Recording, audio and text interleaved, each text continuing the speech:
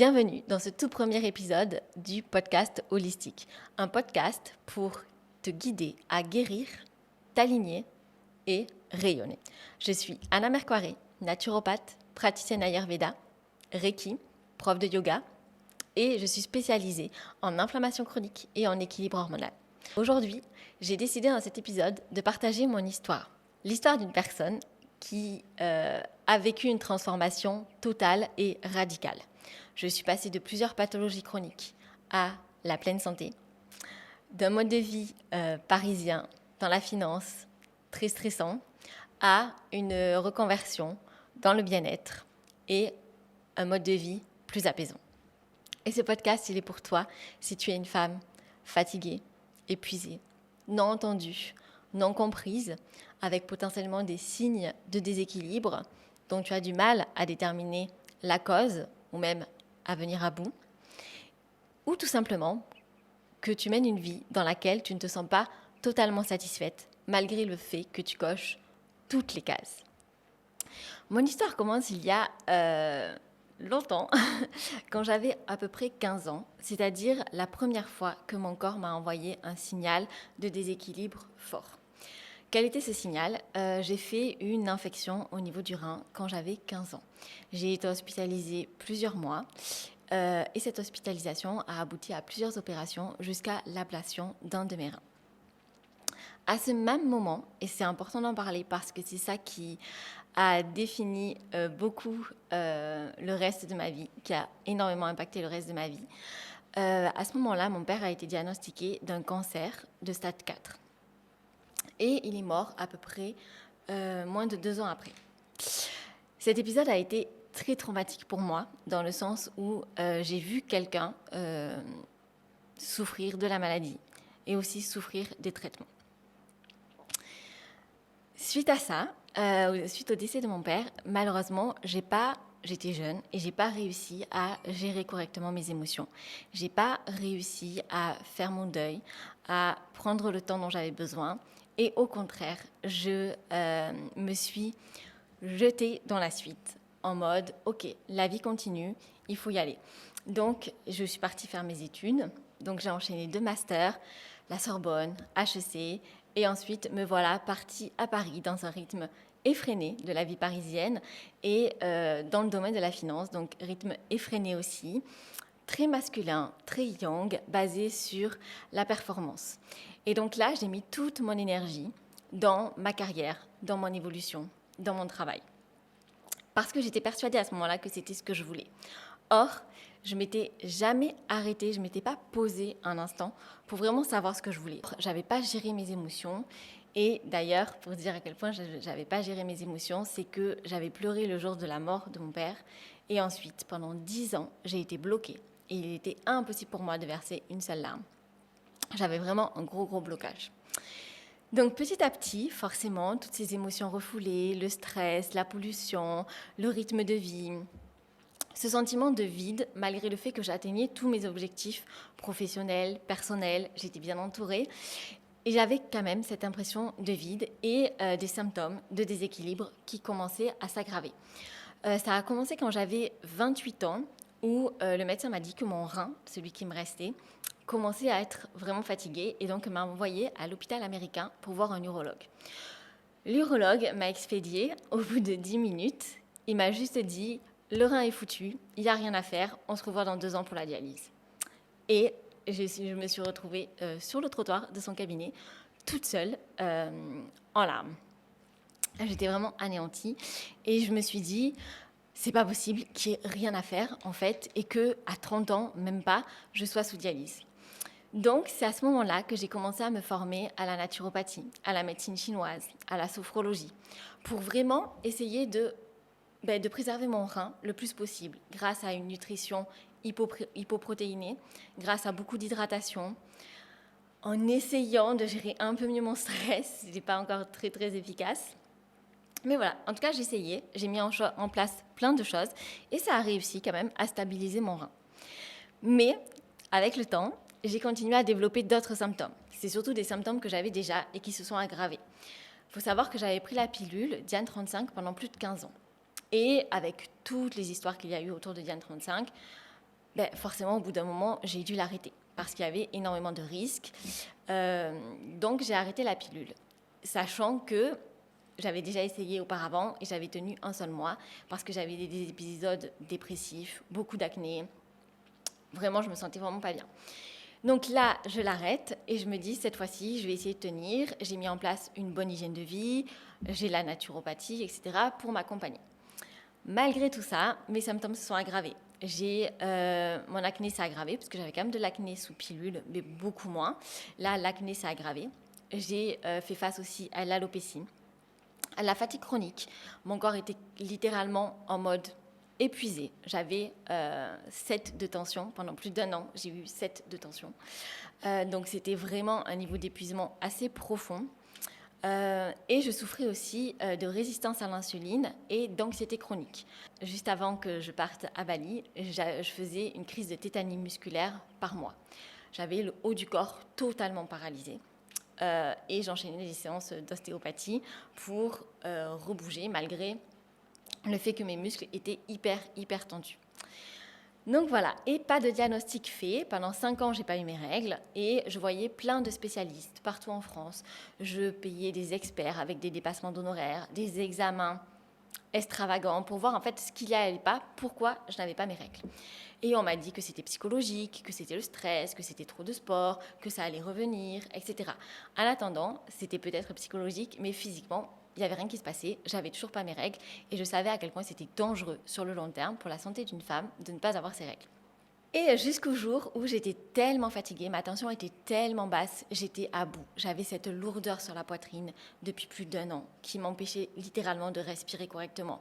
J'avais l'impression d'être dans un nuage noir, d'avoir quelque chose de lourd au-dessus de moi, d'être dans un brouillard, même si j'avais pas de brouillard mental, mais j'avais vraiment cette impression d'être dans un brouillard et de ne pas arriver à m'en sortir. Je savais qu'il y avait quelque chose qui n'allait pas dans ma vie, dans mon corps, mais j'arrivais pas à mettre la main dessus.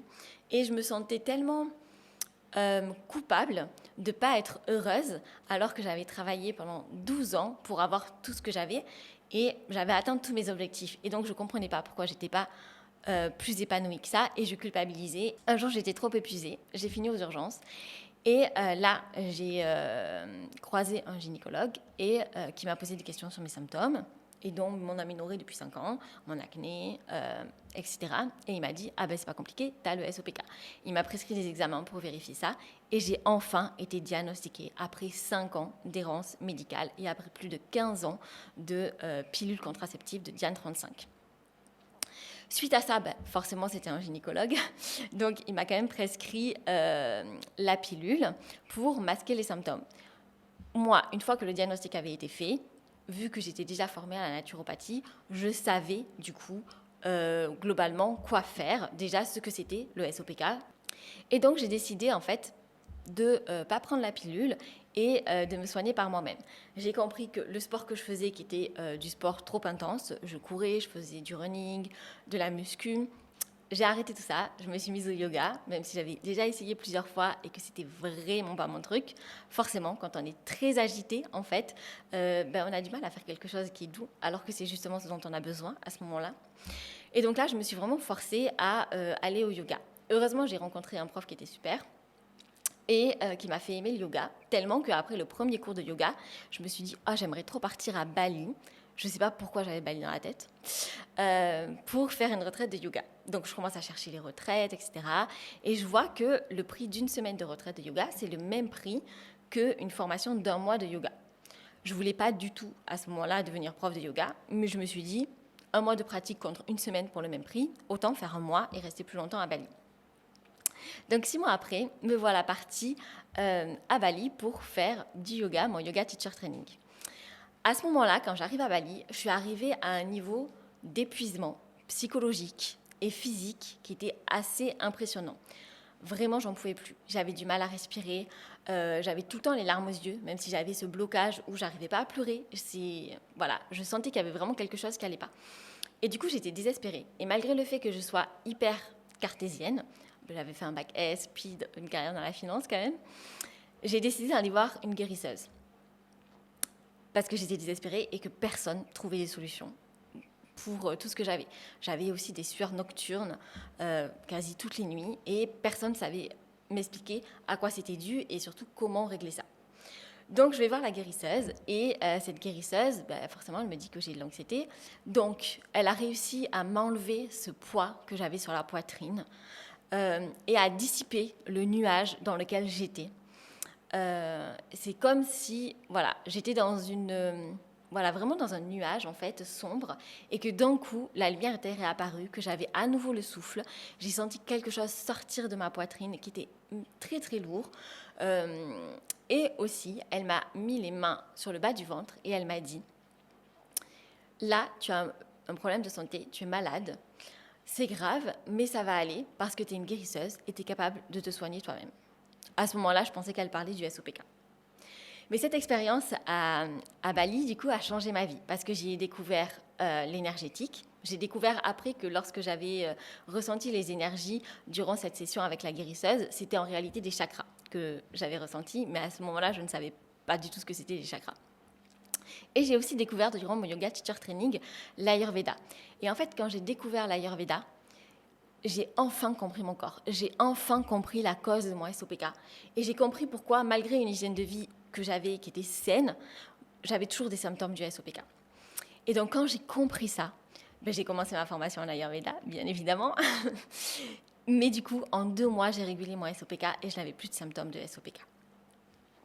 De retour à Paris, au bout de 15 minutes de retour au travail, je décide de démissionner sur un coup de tête. Je démissionne et j'envoie le préavis pour lâcher mon appartement.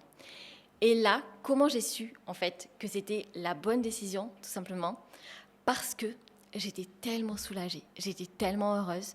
J'avais un poids qui s'était enlevé de ma poitrine, de mes épaules. Je souriais et je me rappelle avoir appelé ma mère, hyper contente, et lui avoir dit « Je suis sans domicile, je suis sans travail et j'ai jamais été aussi heureuse. » Alors que je ne savais pas du tout ce que j'allais faire de ma vie, j'avais juste un diplôme de yoga teacher training. Ma formation de naturopathe était toujours en cours. Donc, vraiment, je ne savais pas ce que j'allais faire. Et puis, quelques semaines après, donc il y a quand même un préavis de 3 mois quand on démissionne, quelques semaines après, frottis de routine. Le frottis n'était pas bon. Là, le médecin me préconise l'ablation de l'utérus et des ovaires pour mesure de sécurité parce que j'ai un seul rein et pour ne pas prendre le risque que la maladie se propage. Moi, on commence à me parler des termes dont j'avais l'habitude quand mon père était malade. Et du coup, de juste réentendre ces mêmes termes à mon sujet, ça m'a complètement braquée. J'ai été en mode freeze, en mode panique, et j'ai dit non à tout. Je suis partie et je me suis dit, je vais me débrouiller toute seule. De toute façon, je ne veux pas repasser par là où est passé mon père. C'était clairement un trauma que j'avais toujours pas résolu. Ça prend du temps. Et du coup, j'ai décidé de me soigner par moi-même. La guérisseuse m'avait dit que j'étais moi-même une guérisseuse et que je pouvais me soigner avec tout ce que je connaissais déjà, la nutrition, etc., l'Ayurveda après, et la méditation. Il faut savoir que j'ai découvert la méditation quand j'étais à Bali. C'est la première fois que je méditais, puisque j'étais hyper agitée, hyper active, hyper productive tout le temps. Donc pour moi, rester assise dans le silence, c'était une vraie torture. Et donc là, pas le choix, je me suis mise à méditer, beaucoup. Je lisais à ce moment-là aussi beaucoup de livres sur l'énergétique, sur les neurosciences. Je n'avais pas fait de formation à ce moment-là, mais je me suis dit, ok, je sais pas mal de choses, donc je vais essayer de l'énergétique sur moi-même, voir. Voilà, ça ne peut pas faire de mal de toute façon. Et voilà, j'ai expérimenté des choses sur moi. J'ai mis en place une alimentation qui était certes adaptée à mon insuffisance rénale, mais maintenant aussi adaptée à mon SOPK et également adaptée à mon anxiété. Parce que l'alimentation joue un rôle très important dans la réduction de l'anxiété. Donc j'ai mis tout ça en place. J'ai commencé par moi-même à travailler sur mes traumas, notamment à travers le yin yoga et toutes les pratiques énergétiques et la méditation. Au bout de 6 mois, je retourne chez le médecin pour faire un bilan de contrôle, donc un nouveau frottis. Et là, le médecin commence à me dire, ça fait quand même 6 mois, etc. Là, on va devoir attendre 2 semaines pour avoir les résultats. Mais il faut tout de suite reprendre rendez-vous avec l'anesthésiste, avec le chirurgien. Il faut quand même commencer à planifier ça le plus vite possible parce que tu as déjà attendu 6 mois. Et moi, à ce moment-là, autant avant, quand je suis arrivée à Bali, etc., je savais qu'il y avait quelque chose qui n'allait pas dans mon corps. Je ne savais pas quoi. Et c'est pour ça que je voyais plein de médecins, etc., pour vraiment essayer de trouver. Je savais, je le sentais dans mon corps qu'il y avait quelque chose qui n'allait pas. Autant là, à ce rendez-vous-là, je savais que ça allait aller. Je ne sais pas pourquoi, mais je le savais. Je me sentais beaucoup mieux. Je me sentais apaisée. Et j'avais jamais été apaisée depuis la mort de mon père, je pense. Et donc, effectivement, je fais les examens le jeudi. Donc, à la base, il me dit que les résultats sont dans 2 semaines. Et au final, le dimanche soir, il m'appelle en me disant qu'il n'y a plus rien. Les 3 lésions ont disparu. Qu'il ne comprend pas pourquoi, comment c'est possible, mais que c'est super et qu'il faut quand même que je continue à me faire contrôler tous les 6 mois. C'était il y a quelques années. Depuis, je touche du bois. Tout va bien. Et donc, suite à ça, moi, comme j'avais démissionné de mon CDI entre-temps, et comme j'avais ce problème de santé, je me suis dit, c'est pas le bon moment pour partir vivre à Bali tout de suite. Je vais d'abord monter ma société, puisque j'avais été contactée par des marques de luxe à Paris pour travailler avec elles. Donc, j'ai monté ma société en finance et je travaillais en tant qu'indépendant. Et donc là, la santé retrouvée, je me suis dit, enfin, je vais pouvoir partir vivre à Bali. Parce que quand on m'a vraiment annoncé que j'avais ces lésions et quand on a commencé à me parler comme on avait sûrement pu parler à mon père et à d'autres personnes dans la même situation, là, je me suis vraiment rendu compte que je n'étais pas du tout alignée avec la vie que je menais, avec les valeurs dans lesquelles je baignais, les valeurs des personnes qui m'entouraient. Et c'est vraiment à ce moment-là où je me suis dit, ok, s'il m'arrive quelque chose aujourd'hui, j'aurais pas vécu la vie que je voulais vraiment vivre. Et je ne serais pas satisfaite en fait. Je serais passée à côté. Et j'ai passé 12 ans à courir après quelque chose qui, au final, ne m'intéressait pas du tout, ne m'a rien apporté et ne me comblait pas du tout, ne m'épanouissait pas. Et ça a été vraiment une claque. Et je pense qu'il faut quand même aussi du courage pour réussir à admettre ça, qu'on a couru pendant 12 ans dans la mauvaise direction, vers un but qui n'avait au final pas de sens. Et donc, je me suis dit, quand j'irai mieux, je partirai vivre à Bali, ou même si je ne vais pas mieux d'ailleurs, dans tous les cas, j'irai vivre à Bali, parce que j'ai vraiment envie de profiter de la vie, elle est courte. Et on entend souvent ça en mode, la vie est courte, mais on a parfois vraiment du mal à intégrer cette notion. Et quand on a un problème de santé, là, cette phrase, elle prend tout son sens. Parce qu'avant un problème de santé, on peut avoir 10 000 problèmes. Mais dès qu'on a un problème de santé, tout disparaît, on n'en a plus qu'un seul. Et donc voilà, et donc quand le médecin m'a appelé le dimanche soir pour me dire que tout était parti, là je me suis dit, nickel, mon contrat avec Louis Vuitton, donc c'était mon client, se termine bientôt. Et dès que ça se termine, allez, je dépasse mes peurs, j'ai pas autant d'économies que je voulais sur mon compte en banque pour partir vivre à Bali, j'ai pas toute la sécurité que j'aurais aimé avoir avant de partir, mais tant pis, en fait, si je reste à Paris à travailler dans la finance pour mettre de l'argent de côté, c'est la peur qui me guide et c'est pas mon cœur. Du coup, j'ai décidé de dépasser mes peurs et de partir vivre à Bali. Mais l'histoire ne s'arrête pas là, bien entendu, parce qu'une fois que je suis arrivée à Bali, donc j'avais décidé de me reconvertir et d'utiliser les diplômes que j'avais en Ayurveda, naturopathie, Reiki c'était après, en médecine chinoise, en sophrologie, en yoga, pour aider les femmes à traverser ce que j'ai moi-même traversé. Et donc, j'ai fait à nouveau cette erreur, je me suis jetée dans un travail acharné, en mode, ok, maintenant ça c'est ma passion, je veux en vivre, je veux pouvoir vivre à Bali, rester à Bali, j'ai aucune envie de devoir rentrer en France et reprendre la vie que j'avais, même ne serait-ce que 6 mois dans l'année sur 12. Et donc là, je me suis mis la pression et j'ai beaucoup travaillé. Et j'avais pas l'impression que je travaillais beaucoup, parce que comparé à ce que je travaillais avant, c'était 2 ou 3 fois moins. Donc, je trouvais que ça allait. Mais ça n'allait pas. Et donc, j'ai reçu un autre signe, clairement, de l'univers pour me réaligner, encore une fois. Et j'ai eu un accident de scooter. C'est pas moi qui conduisais, mais j'ai eu 6 fractures et une hémorragie interne. Et j'étais hyper reconnaissante de cet accident, dans le sens où j'ai eu beaucoup de chance, vu la violence de l'accident, de n'avoir que 6 fractures, une hémorragie interne, et que juste on me dise, ok, il faut rester alité pendant 2 mois. Et donc je trouvais que clairement il y avait pire dans la vie que de devoir rester couché pendant 2 mois. Ensuite, les médecins à Bali, eux, me préconisaient une opération parce que j'avais une fracture déplacée, donc c'est-à-dire un os qui n'était pas au bon endroit. Parce que sans cette opération, ils me disaient que j'aurais potentiellement du mal à pouvoir remarcher, ou sinon, si je remarchais, que j'aurais des douleurs toute ma vie. Moi, j'ai refusé de me faire opérer. Déjà parce qu'on était à Bali et qu'à Bali, il y a un risque énorme d'infection. Donc, j'ai refusé cette approche. Et j'ai préféré, en fait, me soigner par moi-même. Je me suis dit, ça, c'est rien du tout par rapport à tout ce que j'ai traversé. Donc, je suis capable de prendre soin de moi, toute seule. Et donc là, j'ai commencé à chercher, parce qu'à ce moment-là, ça a résonné vraiment de plus en plus en moi, un coach privé pour me former à l'énergétique. Et donc, c'est comme ça que je me suis formée à l'énergétique durant ma convalescence. J'ai commencé à ce moment-là, durant ma convalescence de mon accident de scooter. Et donc, ça m'a vraiment aidée dans ma guérison, puisque 4 mois après, je remarchais. Et pendant moins d'1 an, j'ai eu des douleurs. Et ensuite, plus aucune douleur lorsque je remarchais. Et 1 an après l'accident, j'ai pu courir. Et donc, c'est à ce moment-là où rien n'arrive par hasard dans la vie. Tous les problèmes de santé que j'ai eus m'ont redirigée vers la naturopathie, vers l'ayurveda, vers le yoga, parce que c'était ma mission de vie. Et mon accident de scooter m'a appris à ralentir, à ne plus faire les mêmes erreurs, à ne plus me jeter dans un travail acharné, mais vraiment à réussir à trouver un vrai équilibre entre préserver ma santé, profiter de la vie et développer mon activité. Et donc, j'ai continué à me former à l'énergétique. Après, quand j'ai pu ressortir, forcément, j'avais un stress post-traumatique du scooter.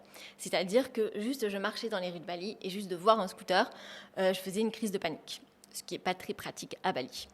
Donc, je suis restée enfermée chez moi pendant 10 jours et je me suis dit, ok, j'ai utilisé l'énergétique pour guérir de plein de choses, je vais me guérir de ce stress post-traumatique. 10 jours après, je suis ressortie, j'ai loué un scooter et je pouvais reconduire un scooter.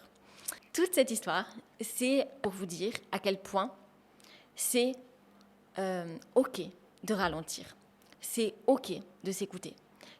Et que c'est OK aussi de ne pas se sentir épanoui dans sa vie, même si on coche toutes les cases. Et ça, il faut vraiment en fait banaliser ça parce que je trouve que nous les femmes, et je le vois beaucoup dans les personnes, avec les femmes que j'accompagne, on a cette culpabilité. Et souvent les femmes que j'accompagne, elles me disent « Ah non, mais j'ai ça comme symptôme », donc elles me font quand même une liste qui est pas mal, quoi. Et elles me disent « Mais bon, c'est rien comparé à d'autres ». Et en fait, ça, il faut juste arrêter de le faire. C'est pas parce que, ok, il y a pire chez d'autres personnes, que ça minimise vos symptômes. Si je vous partage mon histoire aujourd'hui, c'est vraiment pour vous faire passer le message qu'il y a de l'espoir. Il n'y a pas de fatalité. Il faut juste calmer en fait un petit peu le bruit que l'on a autour de nous, parce qu'on a beaucoup de bruit aujourd'hui dans notre société, et pour pouvoir s'écouter. Et une fois qu'on écoute son corps, le comprendre, pour comprendre ce dont il a besoin, vers quelle direction aller.